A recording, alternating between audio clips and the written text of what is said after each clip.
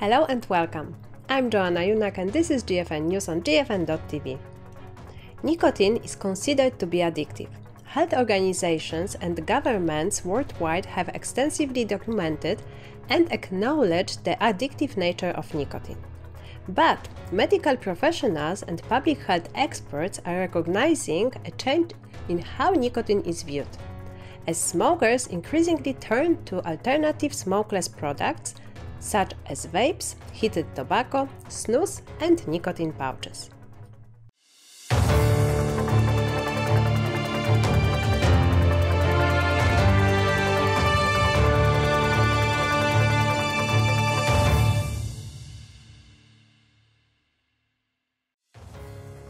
Joining us today to discuss potential misconceptions around nicotine's addictive nature is Chris Baxter, a vaping activist who made the switch to vaping over a decade ago after struggling with smoking for 33 years.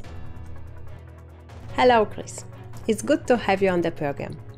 Please tell us a bit about yourself and how smoking and vaping have played a role in your life. Well, very briefly, I'm Chris Baxter. I'm 70 years old. I started smoking when I was 16. I loved it. It was like putting a key into a lock. It made me feel more like me. By 25, it was affecting my health. I tried to quit. I found I simply couldn't.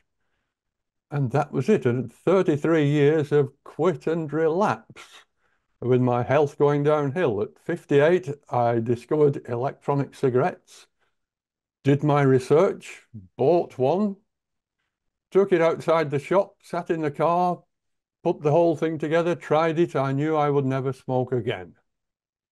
And I never have.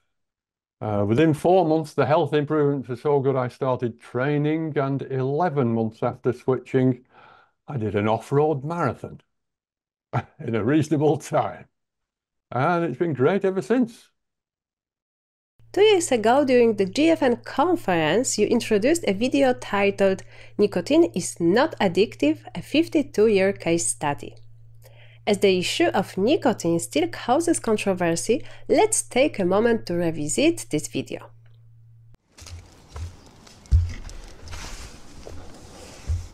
I've been drinking tea and using nicotine for 52 years. They are mild stimulants and a pleasant part of my day. But apparently, nicotine is highly addictive. Really? A mild stimulant with no euphoria, no intoxication, highly addictive? It doesn't make sense. That's because it isn't true.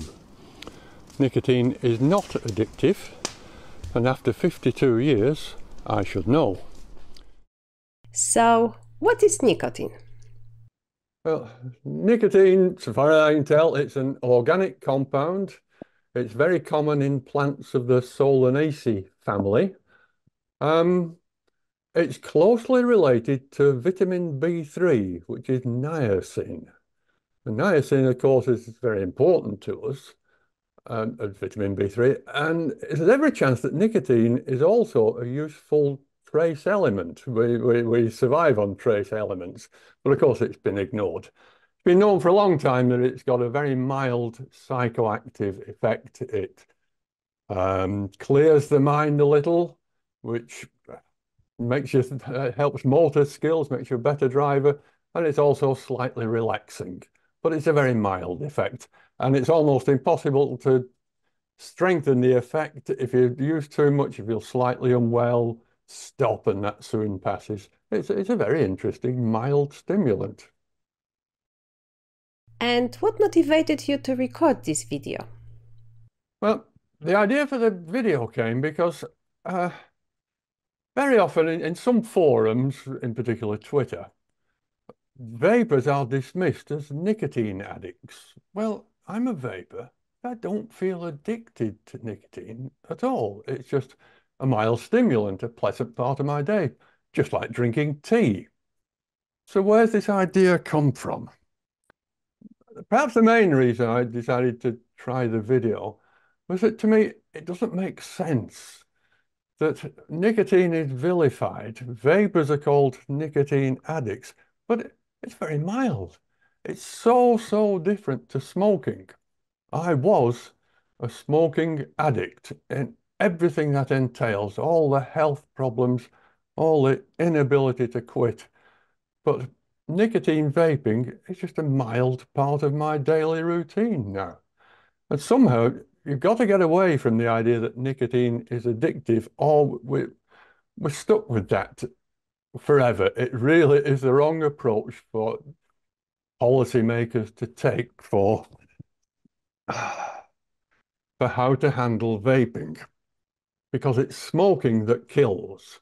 I know I've lost 3 close friends to smoking, but it kills because it's addictive. If smoking wasn't addictive, everyone would have stopped half a century ago. My friends could still be alive. So governments around the world spend a vast amounts of money to do something about smoking. It hasn't had much effect. And again, that's because smoking is so addictive. About 15 years ago, a product emerged which could help, the electronic cigarette. But as time's gone on, the approaches by governments on policy making around electronic cigarettes is simply chaotic. It's mad. How can something as simple as that create chaotic policies all around the world?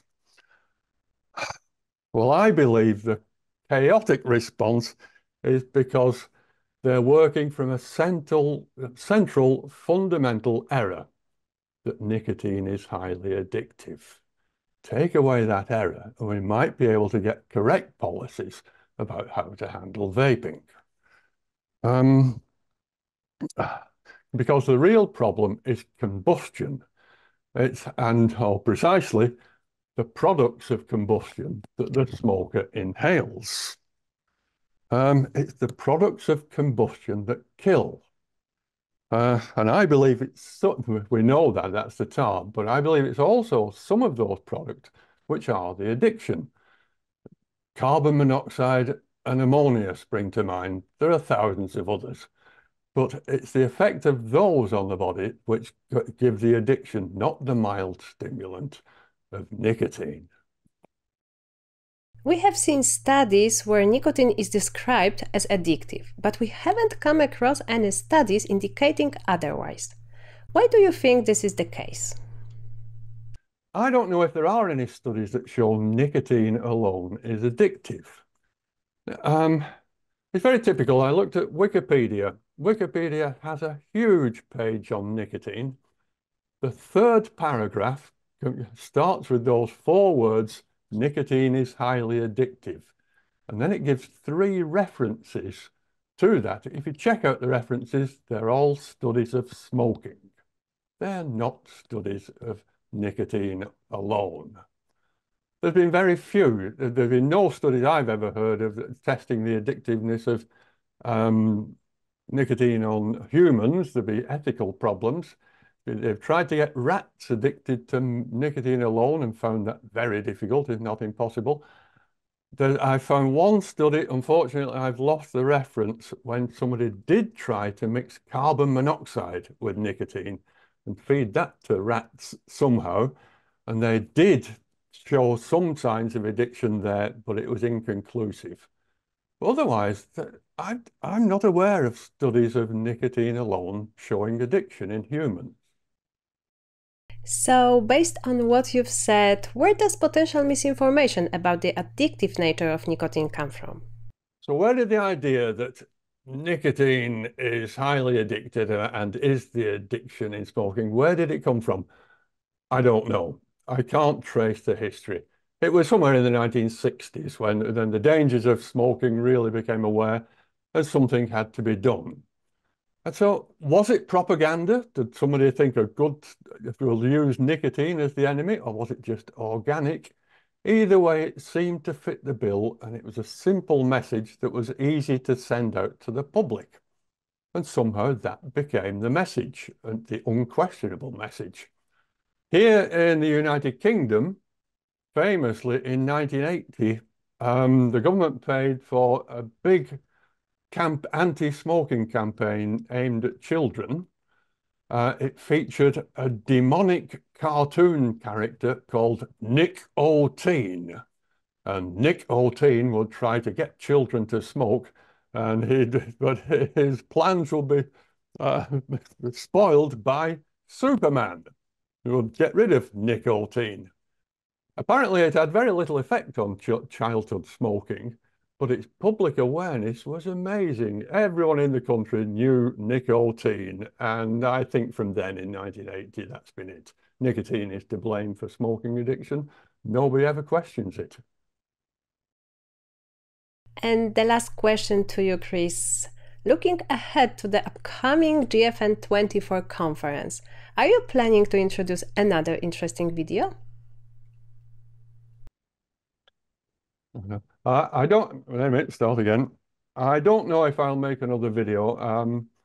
One thing that always interests me is that I think nicotine has incredible benefits, and I could do something on that. Almost everyone sometimes finds daily life stressful, and quite correctly, we look for things to help us. If we have a headache, we take a painkiller. If we're suffering stress, we look for something to ease the stress, and nicotine does that. But it does that with very few side effects. There's no intoxication. I'd say there's no addiction, just on pure nicotine. But it just helps somebody just step outside the stresses of life just for a few moments, recharge their batteries, get back to life, I say, with no intoxication. Now, if nicotine, that's why it's been used for so long, but if you banned nicotine, what would people use as stress relief in daily life?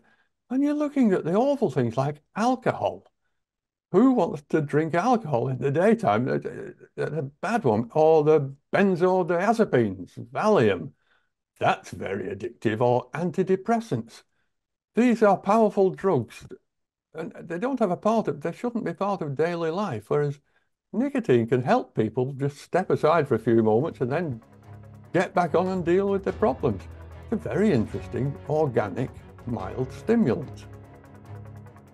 Thank you, Chris. That's all for today. Tune in next time here on GFN TV or on our podcast. You can also find transcriptions of each episode on the GFN TV website. Thanks for watching or listening. See you next time.